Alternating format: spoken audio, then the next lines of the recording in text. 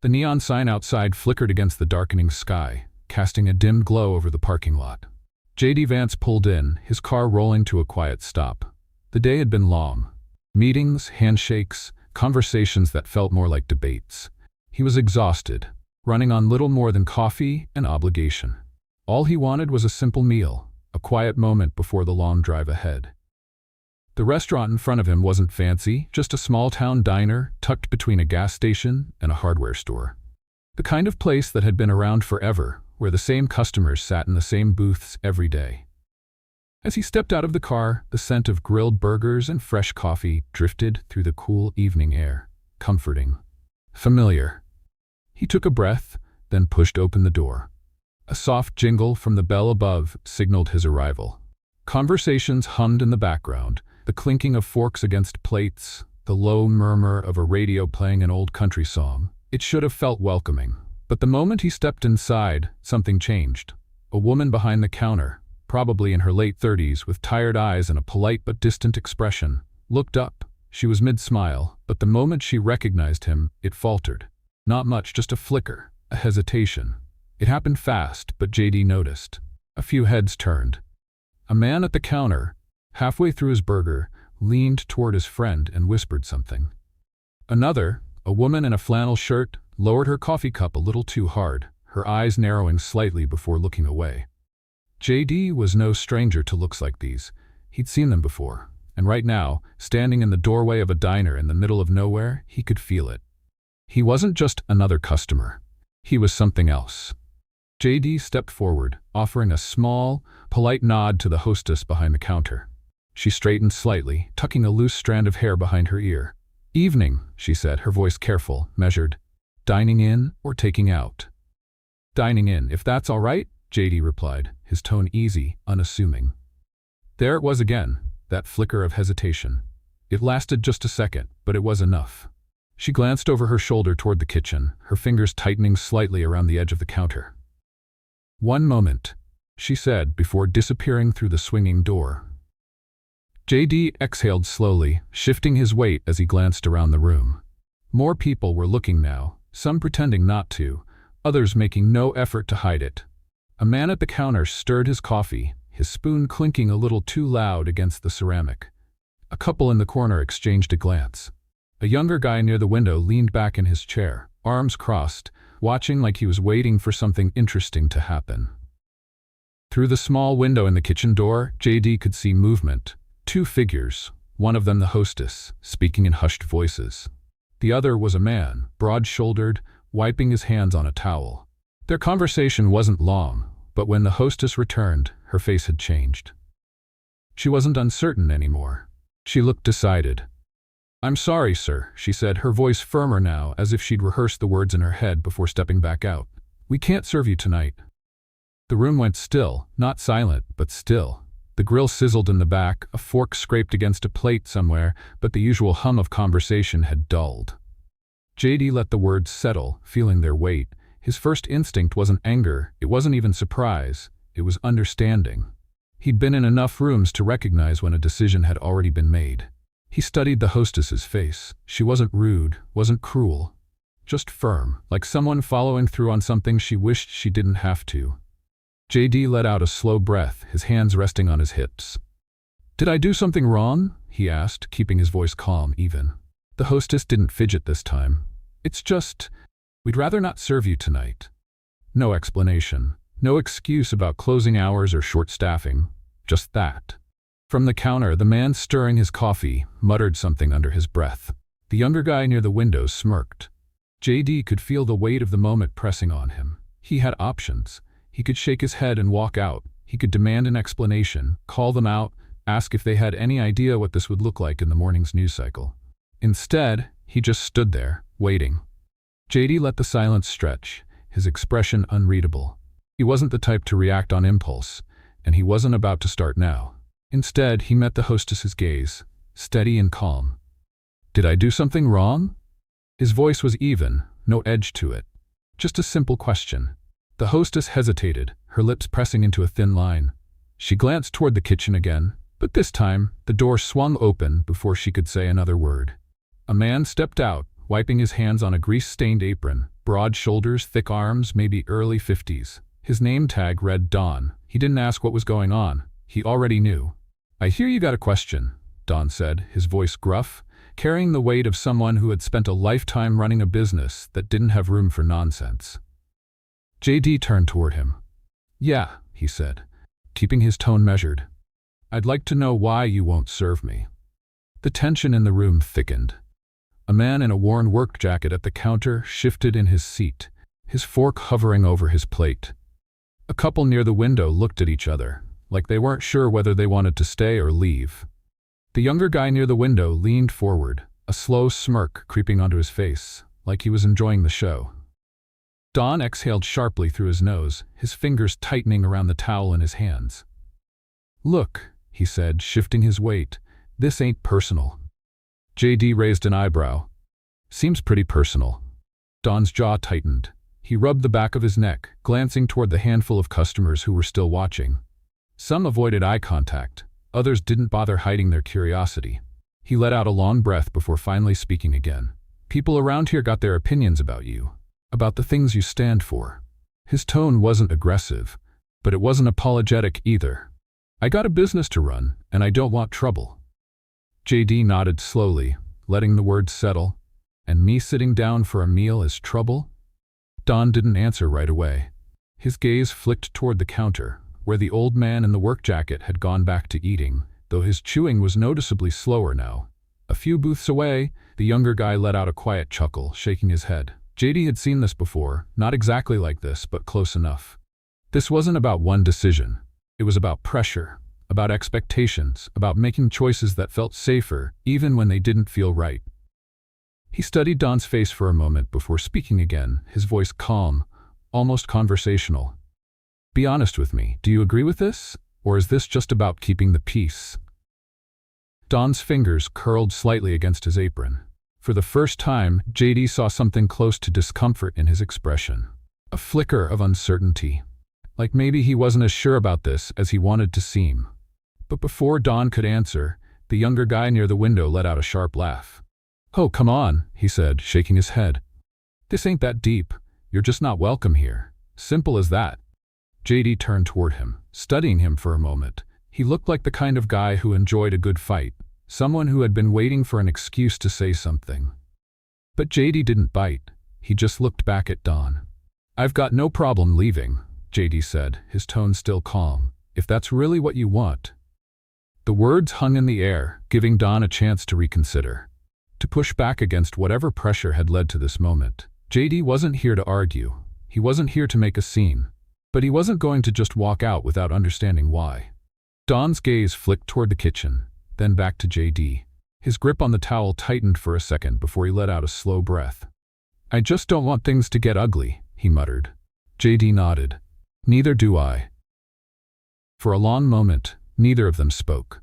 The room was still, the weight of unspoken words pressing down on everyone inside. JD could have left. He could have shaken his head, walked out, never looked back.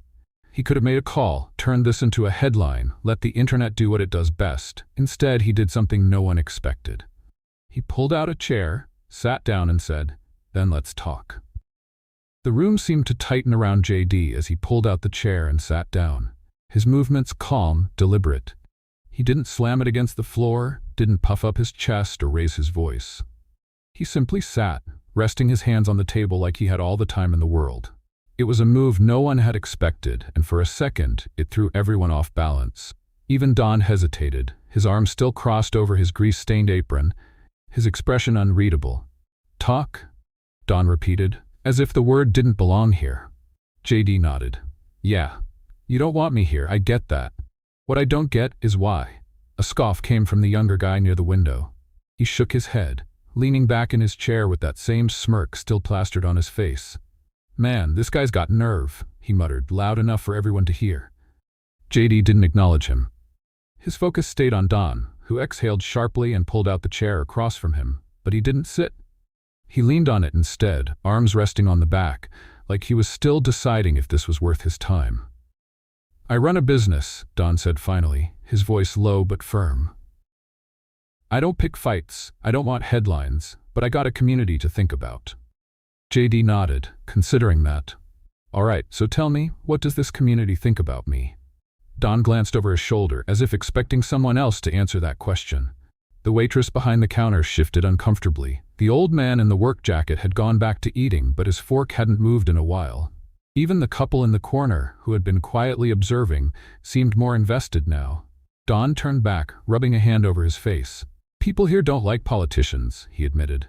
Don't trust them. And some of the things you've said, some of the things you've stood for, it doesn't sit right with folks.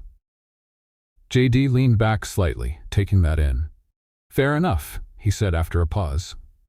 But you don't know me, do you? Don hesitated, then shook his head. Not personally, no. Then tell me, JD continued, his voice steady, if I was just some guy walking in here, not someone you've seen on TV, would we even be having this conversation? Silence. A silence that stretched just long enough to mean something. JD could see the shift in Don's face. Not a complete change, but something small, something cracking beneath the surface. Then from the back of the room, the younger guy let out a sharp laugh. This isn't about TV, man, he said, shaking his head. It's about people knowing who you really are. JD turned toward him, his expression unreadable. And who am I? The guy grinned, clearly enjoying the attention now. You're the guy who acts like he understands regular people, but you play politics like everyone else. JD nodded slowly, considering that. All right, he said. Then tell me, what do you think I should have done differently? For the first time, the younger guy faltered. His mouth opened slightly, like he had a response ready, but it wasn't coming out the way he expected. He hadn't planned for JD to ask that. He'd expected defensiveness, maybe even anger. But not this. JD let the silence settle before speaking again. You want me gone? Fine. But you've got the floor. Say what you need to say. The diner had gone completely still now. Even the kitchen had gone quiet. No plates clinking, no orders being called out. Just the weight of the moment pressing down on everyone inside. Don sighed, rubbing the back of his neck. This ain't what I expected tonight. JD cracked a small, tired smile. Me neither. But for the first time, the tension wasn't just about division. It was about something else, something closer to understanding. The air in the room had changed, and for the first time, JD wasn't just being judged. He was being heard. JD let the silence settle, his eyes moving across the room, taking in the faces watching him. Some looked guarded, others curious. The younger guy near the window had lost some of his smugness, sitting up now instead of leaning back like this was just a show for his amusement. Don still stood there, arms crossed like he was holding on to his stance, but wasn't quite as sure of it anymore. JD wasn't here to prove anyone wrong. He wasn't here to win an argument. He was here to listen. I get it, JD said finally, his voice even, steady. You don't trust politicians. You don't believe people like me really understand what it's like to be you. And you know what? I don't blame you. A few heads turned at that. Even Don's brow lifted slightly, like he hadn't expected that response. JD leaned forward slightly, resting his forearms on the table. You think I don't know what it feels like to struggle? To grow up watching people you love work their whole lives just to scrape by? I know what it's like to feel forgotten, to feel like the people in power don't see you, don't care about you. Hell, I felt that way for a long time myself. Don's fingers tapped against his apron, a small, unconscious movement. The younger guy near the window narrowed his eyes but didn't interrupt. The whole diner was listening now. JD let out a slow breath. You said people don't forget, that they remember every promise made, every handshake, every word spoken, and I believe that. But let me ask you something. How many times have you had the chance to sit across from someone like me and tell them to their face exactly what you think? That question hung in the air, heavy and unshaken. The younger guy opened his mouth, then closed it again. Don shifted his weight but didn't answer. It wasn't that they didn't have opinions, it was that they weren't used to someone actually asking to hear them. And then, from the counter, a voice broke the tension. Low, rough, carrying the weight of years. Damn shame when a man can't even get a burger. Every head in the room turned toward the old man in the worn work jacket. He didn't look up from his plate, just took a slow sip of his coffee, like he'd simply spoken a fact. The tension cracked just slightly. Someone near the back let out a small chuckle. Even Don's mouth twitched, like he was fighting the urge to smile. JD turned toward the older man, his lips curving just a little. That's what I was thinking. The old man finally looked up, meeting JD's gaze. His expression was unreadable, but there was something in his eyes, something that wasn't hostility. Maybe not trust, not yet, but something closer to curiosity. Don exhaled through his nose, shaking his head. "This is a hell of a night," he muttered. JD leaned back in his chair. "Yeah, it is." The mood in the room had shifted. The stiffness in Don's shoulders had eased just a little. The younger guy in the booth wasn't smirking anymore. Even the customers who had stayed quiet, who had just been watching from the sidelines, seemed a little less certain of their own judgments. JD didn't expect to change anyone's mind in one conversation. But for the first time tonight, this wasn't just about sides. It was about people. And that was enough to keep the conversation going. Don let out a long breath, rubbing a hand over his face. He glanced toward the kitchen, then back at JD, his expression still unreadable. For a moment, it seemed like he might double down, tell JD to leave, end the conversation right there. But something had shifted. The old man's words still hung in the air, simple but true. A man should be able to sit down and eat. It shouldn't be more complicated than that. Don turned toward the counter. "Mary," he called out to the waitress, "get him a menu." A ripple of surprise moved through the diner. The younger guy near the window scoffed, shaking his head, but he didn't argue. Mary hesitated for only a second before reaching for a laminated menu and walking it over. She set it down in front of JD without a word. JD gave her a small nod of thanks. Flipping it open like this was the most normal thing in the world. Don just shook his head, half in amusement, half in disbelief. "I still don't know if I like you," he muttered. JD smirked. "That's all right. I don't need everyone to like me." The tension in the room loosened. Not completely, but enough. Conversations picked up again, quiet at first, then more natural. A fork clinked against a plate. Someone at the counter asked for a coffee refill. The old man in the work jacket went back to his meal, but every now and then he glanced in JD's direction, as if still trying to make up his mind about him. A few minutes later, Mary returned, setting down a plate in front of JD. A classic cheeseburger, hand-cut fries on the side. Simple, unassuming, just like the diner itself. JD picked up the burger, took a bite, then set it down, wiping his hands on a napkin. "Little dry," he said, completely straight-faced. For half a second, the diner was dead still. Then Don barked out a laugh, a real one this time. A few other customers chuckled. Even Mary cracked a small smile.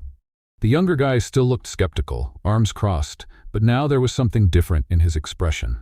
He wasn't sold, not completely, but he wasn't dismissing JD outright anymore either.